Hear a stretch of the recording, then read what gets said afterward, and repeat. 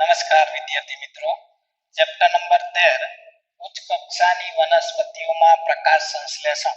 તો આગળના લેક્ચરની અંદર આપણે શું જોયું તો કે પ્રકાશની પ્રક્રિયા અથવા તો કેન્દ્ર પ્રક્રિયા જે થતી હતી ક્યાં થતી હતી તો કે ફોટોસિસ્ટમની અંદર એના ક્લોરોફિલના એક ઘટકની અંદર થતી હતી. એટલા માટે ક્લોરોફિલ એક ઘટકને આપણે શું કીધું તો કે પ્રક્રિયા કેન્દ્ર કીધું.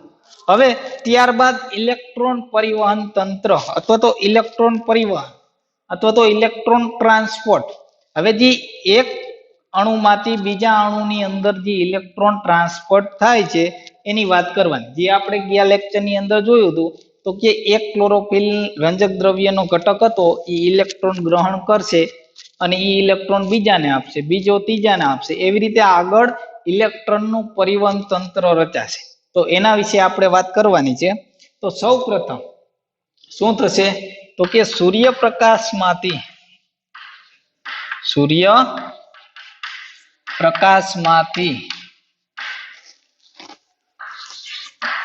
ઉર્જાનું શોષણ થાય.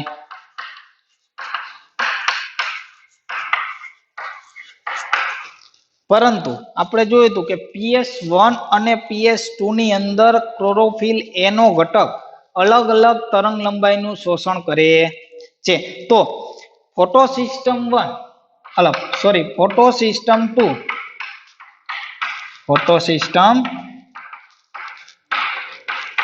2 અથવા તો PS2 ની અંદર ક્લોરોફિલ એનો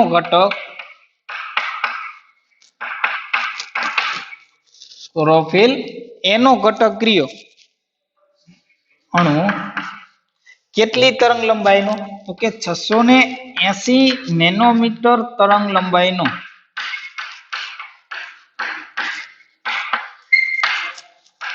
શું કરશે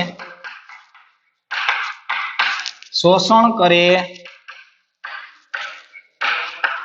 એટલે કે સૌ પ્રથમ જે ફોટોસિસ્ટમ 2 હશે એ ફોટોસિસ્ટમ 2 નો જે ક્લોરોફિલ નો ઘટક હશે શું કરશે તો કે 680 નેનોમીટર વાળી તરંગ લંબાઈનું શોષણ કરશે. ત્યારબાદ શું કરશે આ તરંગ લંબાઈનું શોષણ કર્યું એટલે એનો ઇલેક્ટ્રોન શું થયો ઉત્તેજિત થયો. એટલે કે એક કક્ષામાંથી એની બીજી કક્ષાની અંદર ઇલેક્ટ્રોન ક્લોરોફિલ એનો ઘટક હતો, સૂર્યપ્રકાશ આવ્યો એટલે શું થયું એનો જે ઇલેક્ટ્રોન ગ્રાઉન્ડ સ્ટેટ ની અંદર હતો એટલે કે નીચેની કક્ષામાં તો એ હવે શું થશે ઉત્તેજિત થયો.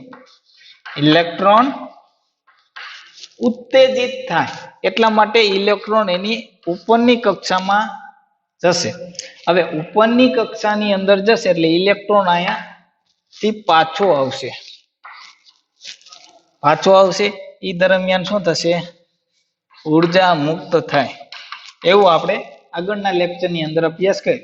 હવે આપણે ઇલેક્ટ્રોન પરિવહન તંત્ર જોઈ એ પહેલા આપણે એની જનરલ રિએક્શન જોઈ લઈએ કે કેવી રીતનું અને કયા પ્રકારનું થાય. તો કે સૌ પ્રથમ કયા ઘટકની અંદર તો કે સૂર્યપ્રકાશ ક્લોરોફિલ એનો ઘટક રહ્યો એ શું કરશે સૂર્યપ્રકાશની હાજરીમાં શું કરશે સૂર્ય ઉર્જાનું શોષણ કરશે. પરંતુ કેટલી તરંગ લંબાઈ વાળો તો કે 680 નેનોમીટર વાળી તરંગ લંબાઈનું શું કરે છે તો કે શોષણ કરે છે.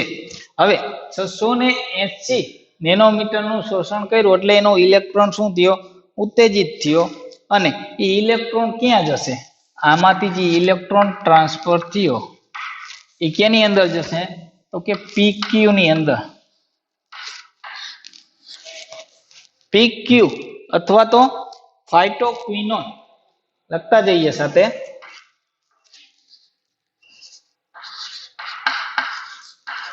ફાઇટોક્વિનોન એક પ્રકારનું કેમિકલ છે અને આ શું કરશે એક હાઇડ્રોજનને પણ શોષણ કરતું હશે. હવે ફાઇટોક્વિનોન રહ્યો ઈ પોતાનો ઇલેક્ટ્રોન ઈ ઉત્તેજિત થઈ અને પાછું ક્યાં આવવા દેશે તો કે સાયટોક્રોમ B6F ની અંદર આ એનો ઇલેક્ટ્રોન ક્યાં આવવા દે છે? સાયટોક્રોમ B6F કમ્પાઉન્ડ ની અંદર આવવા દે છે, સાયટોક્રોમ ની અંદર. હવે સાયટોક્રોમ પોતાનો ઇલેક્ટ્રોન ક્યાં જવા દે છે? ઉત્તેજિત થઈ અને PC ની અંદર, એટલે કે ફાઇટોસાઇન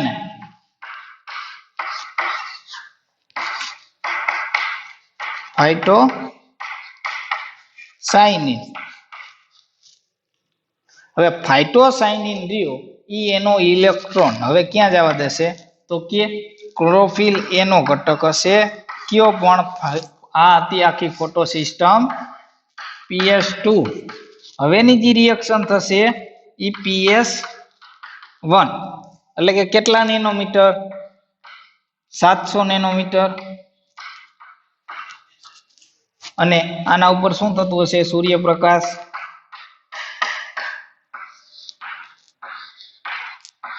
સૂર્યપ્રકાશમાંની 700 નેનોમીટર વાળી તરંગ લંબાઈનું શોષણ કરે તથા ફાઇટોસાઇનિન માંથી આવેલા ઇલેક્ટ્રોનને પણ ગ્રહણ કરે. કોણ? તો કે ક્લોરોફિલ એનો ઘટક. અને એ ક્લોરોફિલ એનો ઇલેક્ટ્રોન હવે ક્યાં જશે?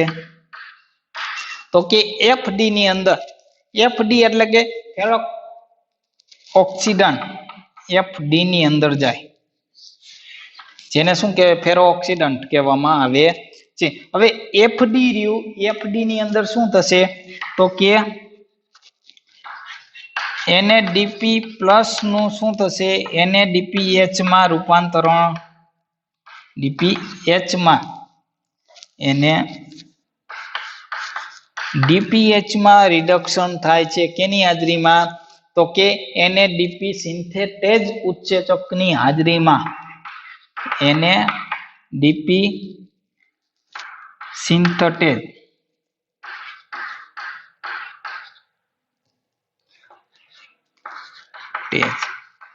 ઉત્સેચકની હાજરીમાં શું થશે? તો કે NADP+ નું NADPH માં રૂપાંતરણ થાય. અને બીજું શું થશે? તો કે આ પ્રક્રિયા આખી સ્ટ્રોમાની અંદર થતી હશે. હવે આ ક્લોરોફિલ નો અણુ સતત ને સતત શું કરે? ઇલેક્ટ્રોન આપતો રહે. હવે એને ઇલેક્ટ્રોનની પૂર્તિ કરવા માટે શું થાય છે? તો કે પાણીના મોલેક્યુલ્સ નું વિભાજન થાય છે. 2H+ પ્લસ 2 ઇલેક્ટ્રોન અને ઓક્સિજન છૂટો પડે. હવે આ ઇલેક્ટ્રોન ક્યાં જશે? આના ઉપર જશે. અને ઓક્સિજન શું થશે? તો કે પ્રકાશ સંશ્લેષણની જે નિપજ છે ઓક્સિજન, ઈ ઓક્સિજન તરીકે છૂટો પડે. તો શું થયું? ક્લોરોફિલ એનો ઘટક રહ્યો સતત ને સતત કેનામાંથી?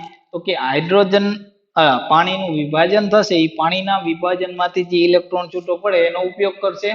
અને આ ક્લોરોફિલનો ઇલેક્ટ્રોન આગળની પ્રોસેસમાં થશે. તો આ આખી પ્રક્રિયા શું છે? તો કે ફોટો એટલે ઇલેક્ટ્રોન પરિવહન તંત્ર. પરંતુ આપણે ટેક્સ્ટ બુકની આધારે જોઈએ તો એની અંદર શું આપેલું છે? તો કે એક આખો ડાયાગ્રામ આપેલો છે.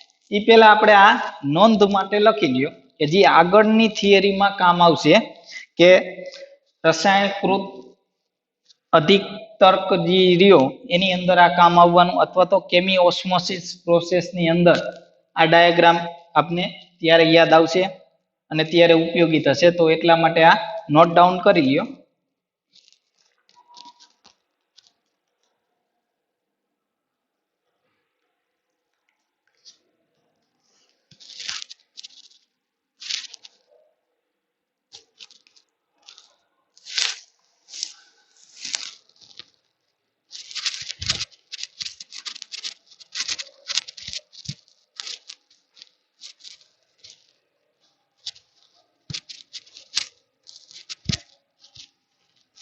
રેડી? હવે આપણે આગળ જોઈએ તો કે ઇલેક્ટ્રોન પરિવહન તંત્ર અથવા તો જેડ સ્કીમ, જેડ આકારનો જે ડાયાગ્રામ ડ્રો થાય છે એના આધાર ઉપરથી એનું નામ આપવામાં આવ્યું જેડ સ્કીમ. તો સૌ પ્રથમ શું થશે કે ફોટો સિસ્ટમ 2 એટલે કે PS2 ના આધારે શું થશે? PS2 દ્વારા 680 નેનોમીટર વાળી તરંગ લંબાઈનું શું થાય તો કે શોષણ થાય। હવે આ શોષણ થયું એટલા માટે ક્લોરોફિલ એનો અણુ હતો, અણુમાં રહેલા ઇલેક્ટ્રોન શું થશે ઉત્તેજિત થશે,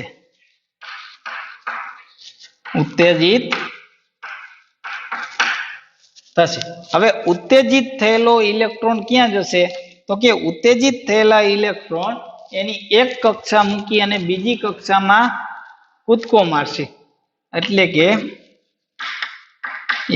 કે ઇલેક્ટ્રોન પોતાની કક્ષા માંથી બહારની કક્ષામાં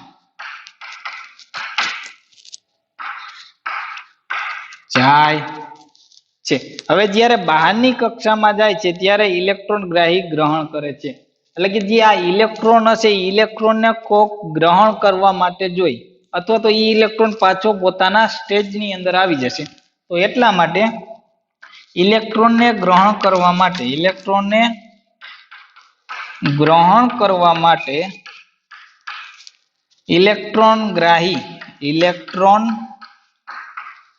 ગ્રાહી અણુ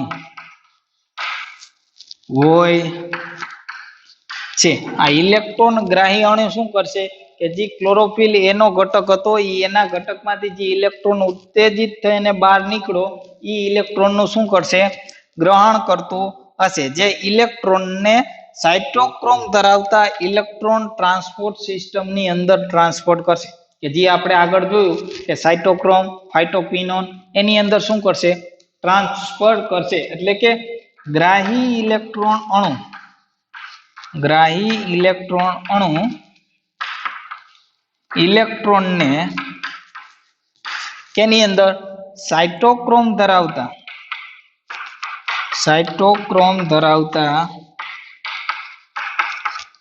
ઇલેક્ટ્રોન ટ્રાન્સપોર્ટ સિસ્ટમની અંદર ઇલેક્ટ્રોન ટ્રાન્સપોર્ટ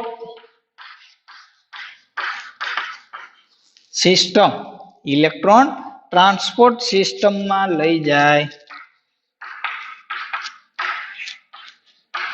એટલે કે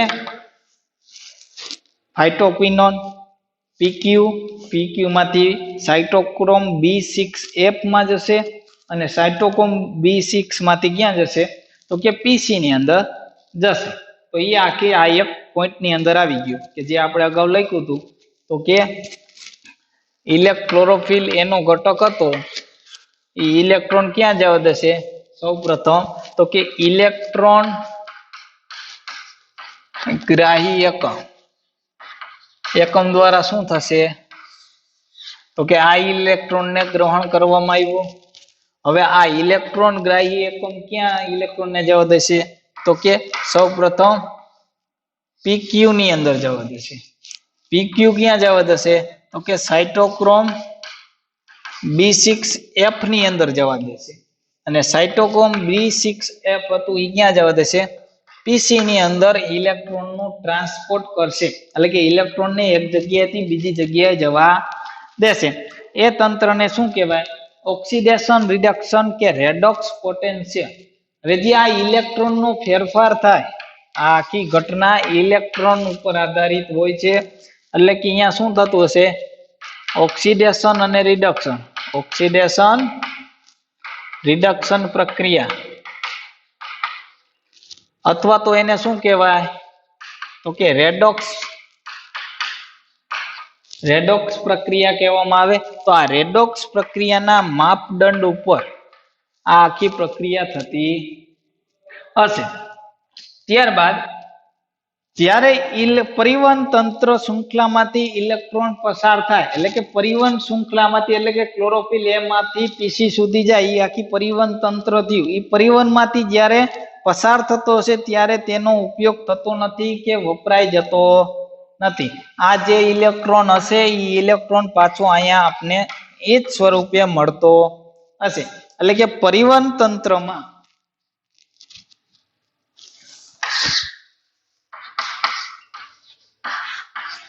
પરિવહન શૃંખલામાં ઇલેક્ટ્રોન વપરાઈ જતો નથી અને તેનો ઉપયોગ પણ થતો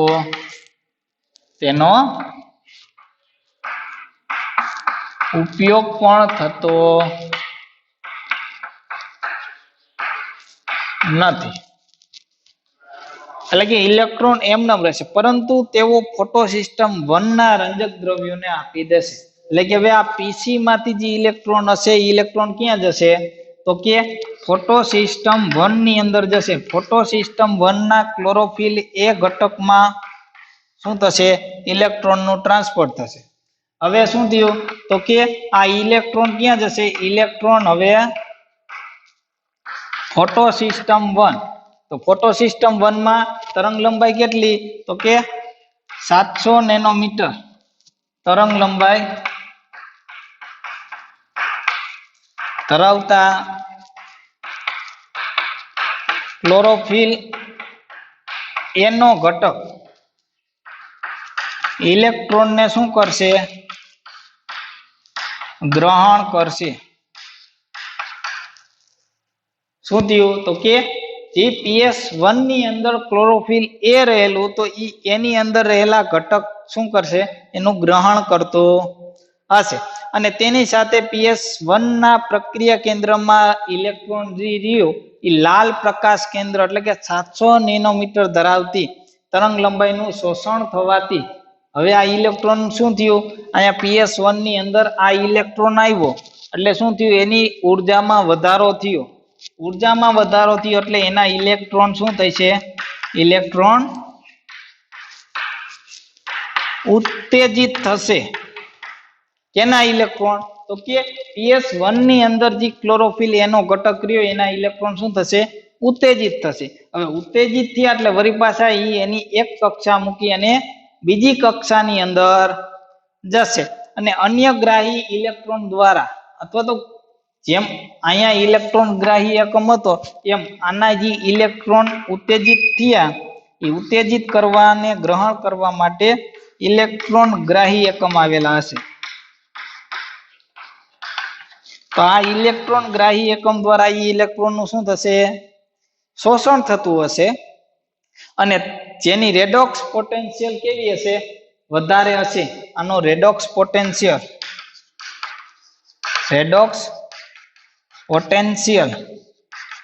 વધારે હશે. કેના કરતા? તો કે ફોટો સિસ્ટમ 2 કરતા. ફોટો સિસ્ટમ 2 કરતા ફોટો સિસ્ટમ 1 નો રેડોક્સ પોટેન્શિયલ સૌથી વધુ હશે કે આ ઇલેક્ટ્રોન પુનઃ અધોગામી પામી અને વળી આનું શું થશે? અધોગામી થઈ અને NADP માંથી NADPH નું નિર્માણ કરશે. કેની હાજરીમાં? તો કે NADP સિન્થેટેજ ઉત્સેચકની હાજરીમાં NADPH બનાવશે. હવે આપણે આનો આખો ચાર્ટ જોઈએ એ પહેલા આ બધું તમે એક વખત નોટ ડાઉન કરી લ્યો.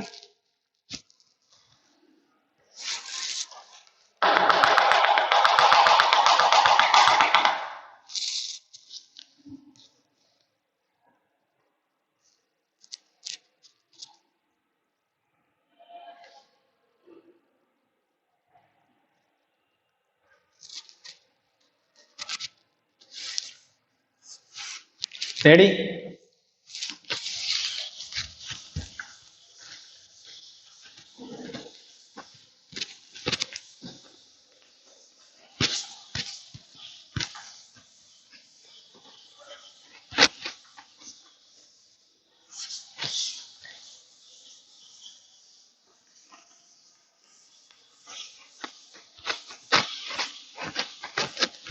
હવે આપણે એનો ચાર્ટ જોઈએ તો કે સૌ પ્રથમ શું થાય છે? તો કે પ્રકાશ તંત્ર અથવા તો ફોટો સિસ્ટમ 1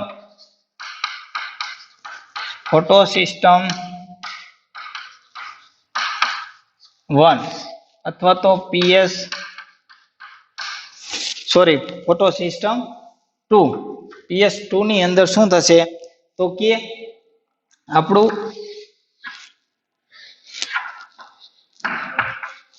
LHC એટલે કે લાઇટ હાર્વેસ્ટિંગ કોમ્પ્લેક્સ કે લાઇટ હાર્વેસ્ટિંગ કોમ્પ્લેક્સ આપણે આગલા લેક્ચર ની અંદર ભણ્યા તો આની અંદર શું આવેલું હશે અલગ અલગ રંજક દ્રવ્યો આવેલા હશે એ રંજક દ્રવ્યો તો એના ઉપર શું થયું તો કે સનલાઇટ સૂર્યપ્રકાશ આપાત થયો એના કારણે શું થયું સૂર્ય ઉર્જાનું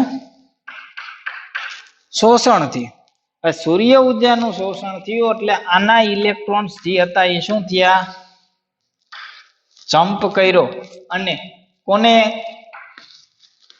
ગ્રહણ કર્યા તો ઇલેક્ટ્રોન ગ્રાહી એકમ દ્વારા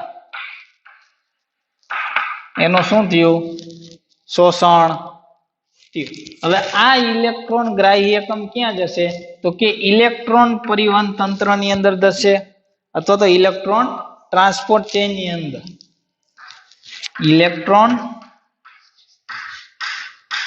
પરિવહન તંત્રમાં જશે ઇલેક્ટ્રોન પરિવહન તંત્ર એટલે કે પીસી પીક્યુ એફડી એ બધા આવી જશે સાયટોક્રોમ B6 જે આપણે લખેલા હતા એ આખું પરિવહન તંત્ર થઈ ગયું તો અહીંયા ઇલેક્ટ્રોન શું થયો રેડી અને એની સાથે શું થશે આ ઇલેક્ટ્રોન પરિવહન તંત્રમાંથી એડીપી નું એડીવી પ્લસ ફોસ્ફેટ નું શું થશે એટીપી માં નિર્માણ થશે એટલે કે ઉર્જા બનશે જે આપણો મુખ્ય ઘટક છે હવે આ ઇલેક્ટ્રોન પરિવહન તંત્રના ઇલેક્ટ્રોન કેને આપી દેશે હવે ઈ બીજા LHC ના કમ્પાઉન્ડ ને આપી દેશે બીજા LHC ના કમ્પાઉન્ડ એટલે કે આ આખી પ્રક્રિયા થઈ આખી અહીંયા સુધીની પ્રક્રિયાને આપણે શું કહીએ PS2 કહીએ PS2 માં એની તરંગ લંબાઈ કેટલી હતી આ તરંગ લંબાઈ 680 નેનોમીટર ની હતી અને બીજું હવે આ સૂર્યપ્રકાશ રહ્યો આપણે અહીંયા ડ્રો કરી લઈ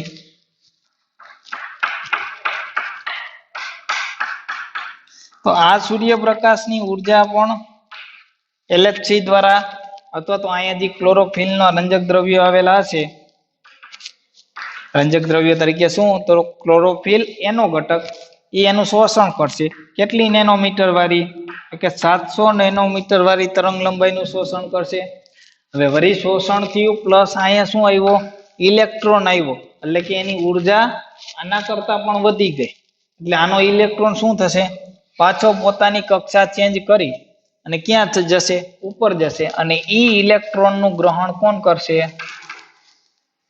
તો કે બીજો એક ઇલેક્ટ્રોન ગ્રાહી એકમ હશે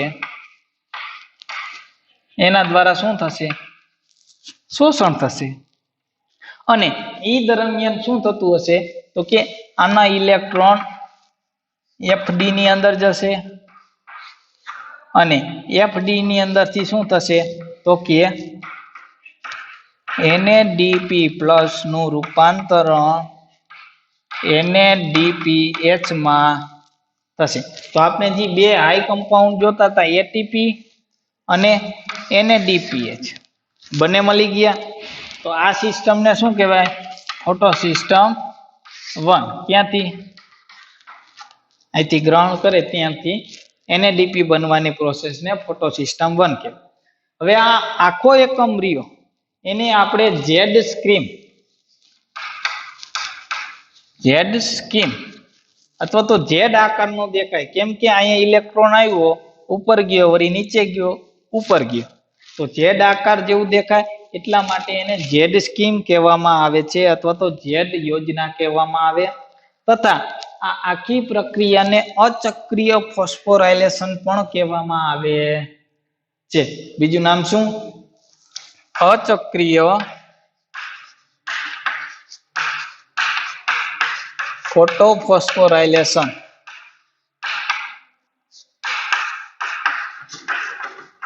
કે જે આપણે આગળ ભણવાનું છે ચક્રીય અને અચક્રીય ફોટોફોસ્ફોરાયલેશન તો ત્યારે પણ આ કામ યાદ આવશે.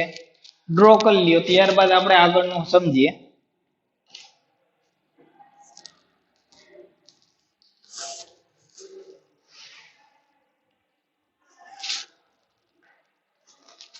હવે જોઈએ તો કે આ LHC નો કમ્પાઉન્ડ રહ્યો કે જે ફોટોસિસ્ટમ 2 ની અંદરનો જે ક્લોરોફિલ એનો ઘટક રહ્યો એ સતત શું કરે તો કે ઇલેક્ટ્રોન આપતો રહીએ.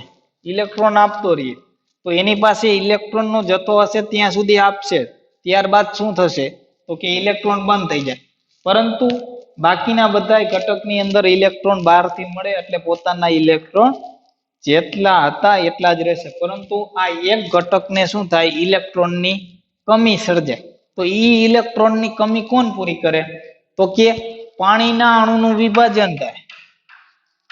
પાણીના અણુનું શું થયું, વિભાજન થયું. અને વિભાજન થઈ અને શું બનશે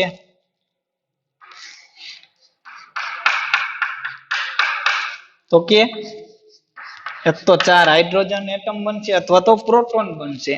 ત્યારબાદ ઓક્સિજન છૂટો પડશે અને 4 ઇલેક્ટ્રોન છૂટા પડશે. હવે આ ઇલેક્ટ્રોન રહ્યા એ ક્યાં જશે તો કે સીધા આ LHC કમ્પાઉન્ડ ને મળશે. એટલે કે આને પણ ઇલેક્ટ્રોનની પૂર્તિ થતી હશે. અને આ ઓક્સિજન જે રહ્યો એ ઓક્સિજન ક્યાં આવે જશે, વાતાવરણમાં છૂટો પડશે. અથવા તો આપણે જે આગળ પ્રયોગમાં સાબિત થયું કે પાણીના અણુમાંથી ઓક્સિજન છૂટો પડે તો એ આ અણુમાંથી છૂટો પડે અને આ પ્રક્રિયા દરમિયાન એ ઓક્સિજન છૂટો પડે છે. તો આ પ્રક્રિયા દરમિયાન શું શું થયું તો એક તો ATP બન્યો, NADPH બન્યો, પાણીના અણુનું વિભાજન થયું અને ઓક્સિજન છૂટો પડ્યો. આ આટલું જેડ સ્કીમ અથવા તો ઇલેક્ટ્રોન પરિવહન, અચક્રીય ફોસ્ફોરાયલેશન અથવા તો જેડ સ્કીમ, એમાં આ ચાર્ટ સેમ આવે. લખી લ્યો. હવે આગળ આપણે જોઈએ પાણીના અણુનું વિભાજન.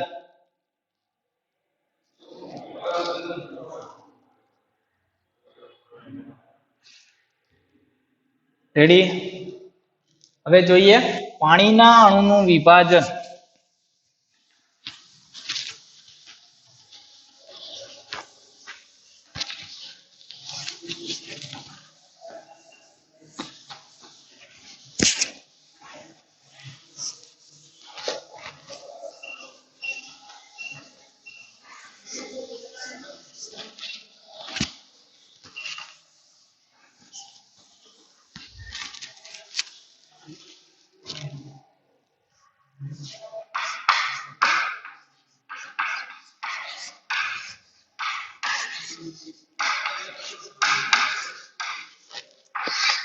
પાણીનું વિભાજન.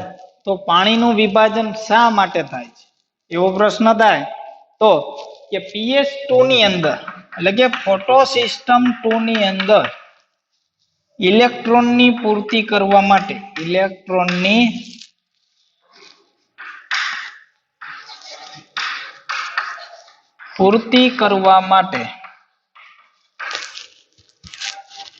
પાણીનું વિભાજન થાય.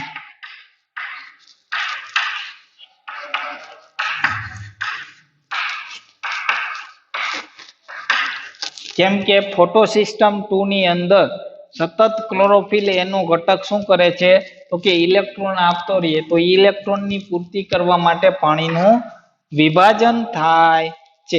ઇલેક્ટ્રોન્સ જે ફોટોસિસ્ટમ 2 માંથી નીકળે છે તેમનું સ્થાન નિશ્ચિત રૂપે બીજા ઇલેક્ટ્રોન લે એટલે કે જે ઇલેક્ટ્રોન એને આપી દીધા ઇલેક્ટ્રોનનું સ્થાન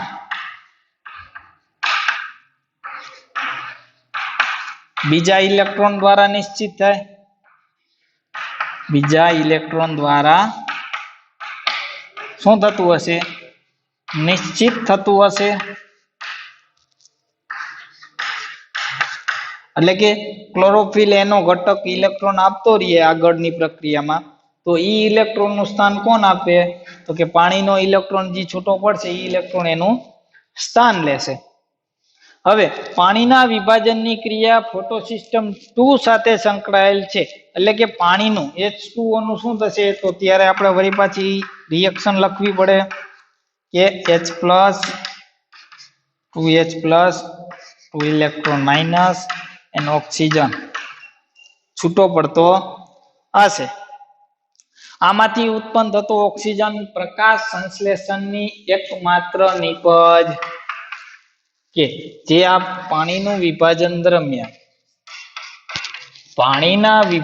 દરમિયાન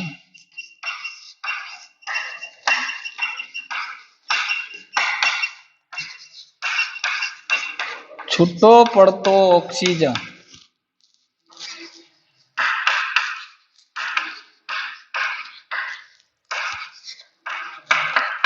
પ્રકાશ સંશ્લેષણની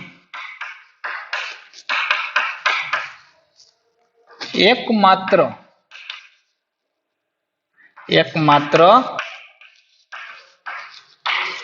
નિપજ છે, જે આપણે અગાઉના પ્રેક્ટિકલની અંદર પ્રયોગમાં સાબિત થયું હતું કે પાણીના વિભાજનમાંથી ઓક્સિજન છૂટો પડે તો એ ઓક્સિજન ક્યાંથી છૂટો પડતો છે, તો કે ઓક્સિજન જે છૂટો પડે એ ફોટોસિસ્ટમ 2 માંથી ઓક્સિજન છૂટો પડે છે અને પાણીનું વિભાજન થાય છે. હવે આપણે આના પછીના લેક્ચરની અંદર જોશું કે ચક્રીય અને અચક્રીય ફોટોફોસ્ફોરાયલેશન કોને કહેવામાં આવે.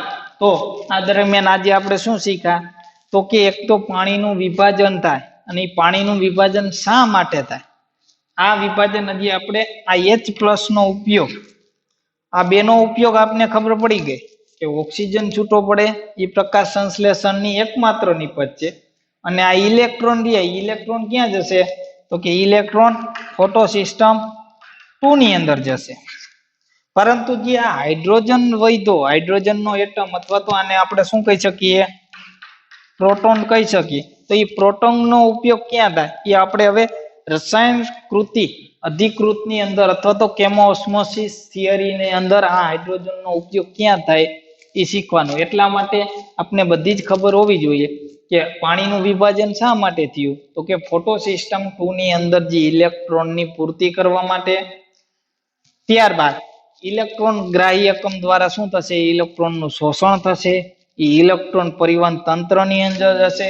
એ ઇલેક્ટ્રોન પરિવહન તંત્રમાંથી ઇલેક્ટ્રોન હવે ક્યાં જશે, તો કે ફોટોસિસ્ટમ 1 ની અંદર જશે અને એનો ઇલેક્ટ્રોન શું થશે, જમ્પ કરી અને ઉત્તેજિત થશે. ઇલેક્ટ્રોનની ગ્રહણ મેલી અને સૂર્ય ઉર્જા મળી, એટલા માટે ઉત્તેજિત થયો. ઉત્તેજિત થઈ અને ક્યાં જશે, તો કે ગ્રાહી એકમ દ્વારા એનું શોષણ થશે. ગ્રાહી એકમ દ્વારા એનું શોષણ થઈ ફેરો ઓક્સિડેશન ને ઇલેક્ટ્રોન આપશે અને ઈ ઇલેક્ટ્રોન ક્યાં જશે, તો કે ઈ ઇલેક્ટ્રોન માંથી NADP+ માંથી NADPH નું નિર્માણ થાય છે. રેડી, તો ઈ હતું આપણું ઇલેક્ટ્રોન પરિવહન અને પાણીનું વિભાજન. રેડી.